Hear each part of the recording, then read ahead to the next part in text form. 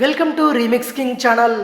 అమ్మాయిలు చేసుకోబోయే వాడి పట్ల ఎన్నో ఆశలు ఆకాంక్షలను పెట్టుకుంటారు. తనను మనువాడబోయేవాడు అన్ని విధాల సంతోషపెట్టాలని, మహారాణిలా చూసుకోవాలని ప్రతి ఆడపిల్ల కలలు కంటుంది. తమ కూతురికి కాబోయే వ్యక్తితో అన్యోన్య దాంపత్యం ఉండాలని తల్లిదండ్రులు జన్మరాశులను కూడా 1కి 4 సార్లు తరచి చూస్తారు.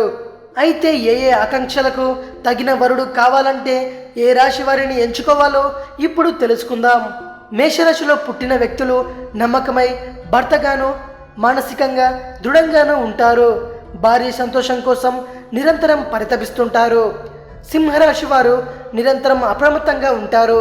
అందుకే వీరిని ఎవరు సులువుగా మోసగించలేరు.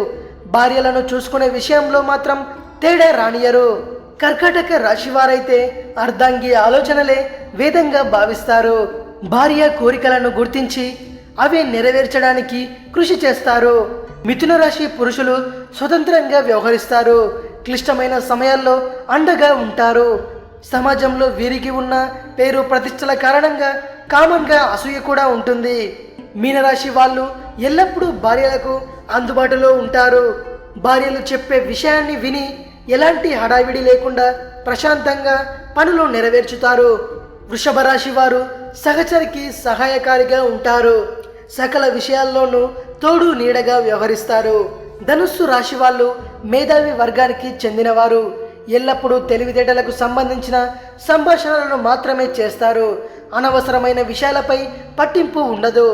కన్యా రాశి వాళ్ళు బంధాలపై ఎక్కువగా ఆధారపడి ఉంటారు. కొన్నిసార్లు వీరి ప్రవర్తన వల్ల విసుగు పుడుతుంది. కాకపోతే పెళ్లి విషయంలో చాలా నిబద్ధతతో ఉంటారు. తులారాశి వ్యక్తులు బ్యాలెన్స్గా పోతారు. అనవసరమైన విషయాలపై జీవిత భాగస్వామితో చర్చించరు. వీరు ఎక్కువగా వర్తమానంలో జీవిస్తారు. వృశ్చిక రాశిలో జన్మించిన వాళ్ళు రహస్యాలను దాచిపెడతారు. కాబట్టి వీరిని అర్థం చేసుకోవడం అంత సులభం కాదు. ఒక్కసారి నిజం చెప్పారంటే భాగస్వామికి జీవితాంతం విధేయుడిగా ఉంటారు. మకర రాశిలో జన్మించిన వ్యక్తులు ప్రేమను మనసులోనే దాచుకుంటారు. వీరితో బంధం బలపడటానికి కొంత సమయం పడుతుంది. కానీ మొదలైతే మాత్రం జీవితం సాఫీగా కొనసాగుతుంది. కుంభరాశి వాళ్ళు సామాజిక సంబంధాలు కలిగి ఉంటారు.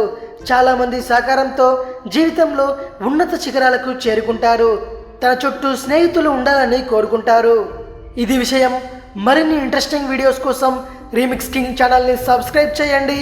మరో వీడియోతో మీ ముందుకు వస్తాను. అంతవరకు సెలవు.